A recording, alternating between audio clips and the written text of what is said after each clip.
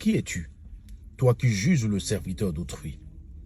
Qu'il se tienne debout ou qu'il tombe, cela ne regarde que son maître. Lorsque nous allons en profondeur de ce verset biblique, la chose la plus claire et simple qu'on est en train de nous faire comprendre, c'est que si le serviteur d'autrui tombe ou qu'il se tienne debout, c'est pas ton problème. Ça ne te regarde pas. En d'autres termes, occupe-toi de tes oignons. Les anglophones diront « mind your own business ». Nous sommes dans une période, dans un siècle où la plupart de ceux qui se mettent à parler des autres en termes scandaleux se retrouvent eux-mêmes à faire pire que ce que eux-mêmes critiquent. À quoi ça sert de critiquer quelqu'un ou de parler de la situation d'une personne lorsque toi-même tu fais pire que lui?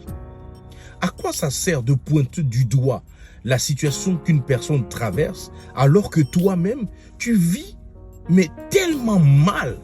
Occupe-toi de ta vie. Lorsque nous regardons sur les réseaux sociaux aujourd'hui, le phénomène de mode, c'est quoi? Vous voyez des chrétiens qui se prêtent à ce jeu et c'est un jeu très dangereux. Beaucoup n'ont peut-être pas conscience de cela. Lorsque un homme de Dieu ou un chrétien se retrouve dans un scandale, c'est pas à toi, le chrétien, c'est pas à toi, serviteur de Dieu, de prendre l'information et de le relayer, de le partager sur les réseaux sociaux ou même en inbox. J'ai toujours eu horreur des personnes qui s'adonnent à ce genre d'action.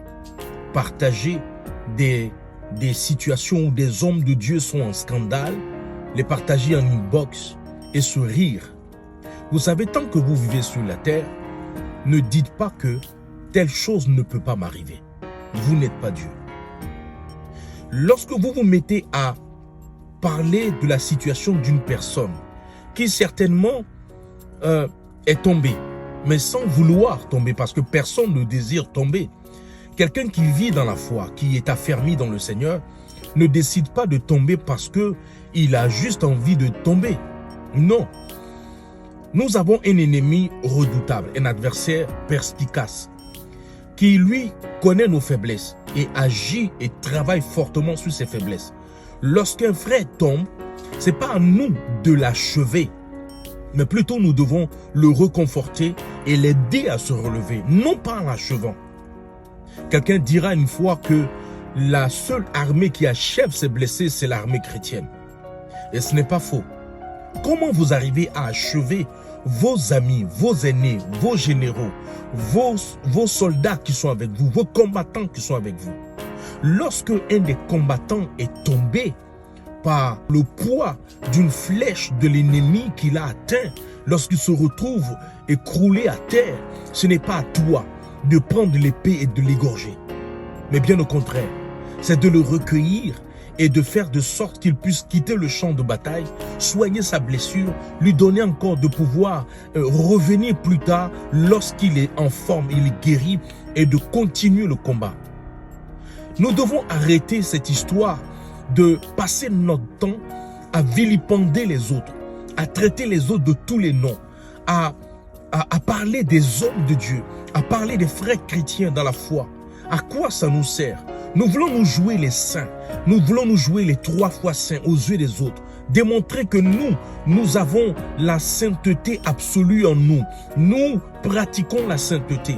Mais lorsque nous fouillons dans vos vies, nous constatons que ce que vous dites n'a rien à voir avec ce que vous faites. Je trouve vraiment dommage que nous nous retrouvions à la fin des temps et que les chrétiens ne prennent pas conscience des temps dans lesquels nous sommes et à se laisser distraire par l'ennemi jusqu'à ce point.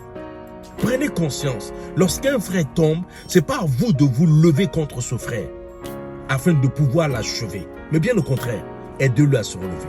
Si vous ne pouvez pas l'aider à se relever, laissez-le là et prenez votre route et partez. Mais ne venez pas et faire des commentaires en disant « Ah, mais sa plaie, elle est tellement ouverte. Oh là là, sa plaie est tellement grande. Ah, il a saigné beaucoup. » Ça te regarde. En quoi ça te regarde? Si le serviteur d'autrui est tombé, ça ne regarde que son maître. Son maître, c'est Dieu. Souvent, j'ai l'impression que les chrétiens veulent aider Dieu. Comment pouvez-vous aider Dieu? Personne ne peut aider Dieu. Voulez-vous aider Dieu? Pensez-vous que les serviteurs de Dieu qui se retrouvent soient tombés ou dans certains péchés, Dieu n'est-il pas au courant? Dieu ne sait pas. Vous pensez qu'il ne sait pas? C'est vous qui allez défendre Dieu. Personne ne peut défendre Dieu. Cherchez vous-même à vous défendre vous-même, à traiter votre vie de sorte qu'elle soit en alignement à la parole de Dieu, en équation avec la parole de Dieu, de sorte que lorsque Christ revienne, que vous soyez aussi dans le lot de ceux qui vont être sauvés. Non pas en jetant la pierre à chaque fois lorsque X est tombé, on va brandir le drapeau, la vidéo, la photo de cette personne sur les réseaux sociaux, la dénigrer en disant non, celui-ci, on pensait qu'il était comme si, on vous avait dit. Ça vous donne quoi? Qu'est-ce que vous gagnez?